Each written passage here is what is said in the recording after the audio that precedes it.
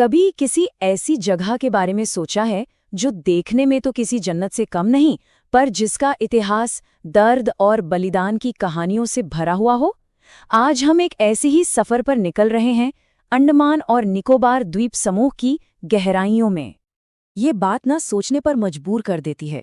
भारत का एक हिस्सा जो भारत की मेन जमीन से ज्यादा म्यांमार के करीब है। और ये सिर्फ एक ज्योग्राफिकल फैक्ट नहीं है, नहीं, यही दूरी इन द्वीपों के अनोखे इतिहास और इनकी संस्कृति की सबसे बड़ी चाबी है। और देखिए, जब हम द्वीपों की बात करते हैं तो कोई मुट्ठी भर द्वीपों की बात नहीं हो रही है। हम बात कर रहे हैं पूरे 836 द्वीपों की। ये एक बहुत बड़ा विशाल द्वीप समूह है। और इससे भी ज्यादा हैरान करने वाली बात यह है कि इनमें से सिर्फ 31 पर ही इंसान रहते हैं, बाकी सब अनछुए, रहस्यमयी। लेकिन इन खूबसूरत बीचेस और हरे भरे जंगलों के नीचे एक बहुत ही गहरा और पेचीदा इतिहास छिपा है। सेल्यूलर जेल के बारे में तो हम सबने सुना है, पर क्या हमें ये पता है कि ये जगह उससे बहुत पहले से ही एक बहुत जरूरी सेंटर रही है? देखिए, इसकी कहानी कोई 100-200 साल पुरानी नहीं, बल्कि सदियों पुरानी है। 11वीं सदी में महान चोल साम्राज्य ने इसे अपनी नेवी का एक मजबूत अड्डा बनाया था। फिर सदियों बाद यूरोप की ताकतों की इस पर नजर पड़ी और फिर आया 1857 का विद्रोह, जिसके बाद अंग्रेजों ने इस खूबसूरत जगह को भारत के स्वतंत्रता सेनानियों के लिए एक जीते जागते नर्क में बदल दिया, एक पीनल कॉलोनी। और इसी दौर में 1896 में उस इमारत की नींव रखी गई जिसे आज हम सेल्यूलर जेल के नाम से जानते हैं। तो चलिए, अब हम अंडमान के इतिहास के सबसे काले अध्याय की ओर बढ़ते हैं। ये कहानी है सेल्यूलर जेल की, एक ऐसी जगह जिसका नाम सुनते ही आज भी लोगों के रोंगटे खड़े हो जाते हैं। काला पानी, ये सिर्फ 2 शब्द नहीं थे, ये एक सजा थी, एक ऐसा श्राप था जिसका मतलब था कि आपको दुनिया से, आपके परिवार से, आपके समाज से, आपकी पहचान से हमेशा के लिए काट दिया गया है। ये एक तरह की जीती जागती सामाजिक मौत थी। इस जेल की बनावट ही अपने आप में एक क्रूरता का सबसे बड़ा सबूत है। इसे पैनोप्टिकॉन डिजाइन पर बनाया गया था। इसका मतलब ये था कि हर कैदी 24 घंटे अकेला तो था, पर उस पर हमेशा हर पल नजर रखी जाती थी। कैदी गार्ड को नहीं देख सकता था, पर गार्ड हर एक कैदी की हर हरकत को देख सकता था। ये शारीरिक से ज्यादा किसी इंसान को दिमागी तौर पर तोड़ने का एक बहुत भयानक तरीका था। जरा उस जिंदगी की कल्पना करके देखिए। सुबह से शाम तक आपको एक बैल की तरह कोल्हू में जोत दिया गया है, हाथ से तेल पेरने के लिए। अगर आप थक कर रुकते हैं तो कोड़ों की मार पड़ती है। फिर आपको एक अंधेरी तंग कोठरी में फेंक दिया जाता है। और खाना सिर्फ इतना दिया जाता था कि आप जिंदा रहें, नहीं बल्कि धीरे धीरे मरें। और ये कहानी किसी एक या 2 इंसान की नहीं है। जो दस्तावेज मिले हैं उनके मुताबिक कुल 795 स्वतंत्रता सेनानियों को यहाँ सजा के लिए भेजा गया था। ये नंबर उस विशाल बलिदान के पैमाने को दिखाता है जो भारत की आज़ादी के लिए दिया गया था।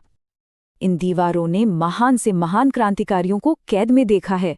वीर सावरकर, जिन्होंने जेल की दीवारों पर कीलों से कविताएं लिख दीं, या फिर बटुकेश्वर दत्त, जिन्होंने भगत सिंह के साथ असेंबली में बम फेंका था। ये सिर्फ नाम नहीं है, ये हिम्मत और त्याग की वो मिसालें हैं जिन्हें कभी भुलाया नहीं जा सकता। लेकिन अंडमान की कहानी सिर्फ जेल और आज़ादी की लड़ाई तक ही खत्म नहीं होती। यहाँ एक और कहानी है जो हजारों साल पुरानी है।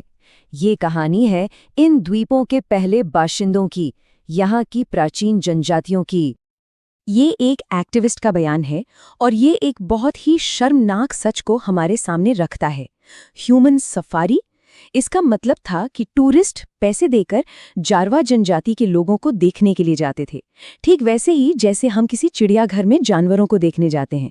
शुक्र है कि सुप्रीम कोर्ट ने इस अमानवीय हरकत पर पूरी तरह से रोक लगा दी। और यहीं पर आकर एक बहुत मुश्किल सवाल खड़ा होता है। एक तरफ तो इन जनजातियों को बाहरी दुनिया से बचाना जरूरी है ताकि उनकी हजारों साल पुरानी संस्कृति और उनकी सेहत बची रहे, लेकिन दूसरी तरफ क्या इस सुरक्षा के नाम पर उन्हें आधुनिक शिक्षा और मेडिकल सुविधाओं जैसी जरूरी चीजों से दूर रखना सही है?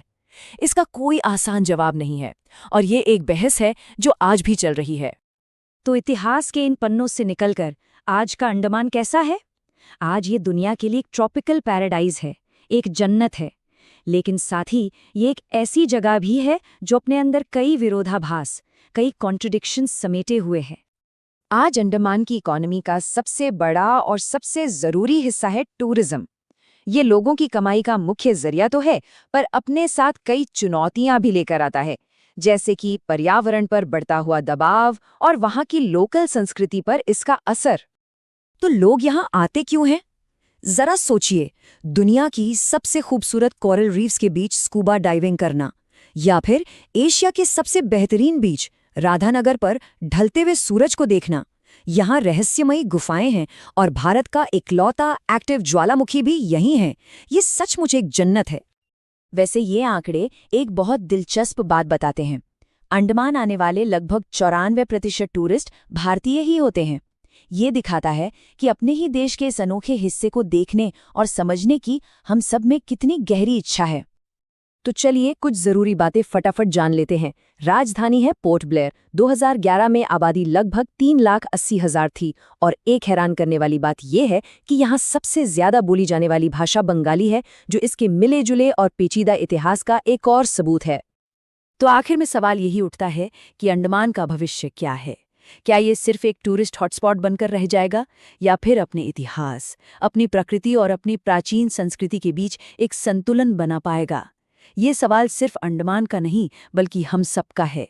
ये एक आईना है जो हमें दिखाता है कि हम तरक्की और विरासत को एक साथ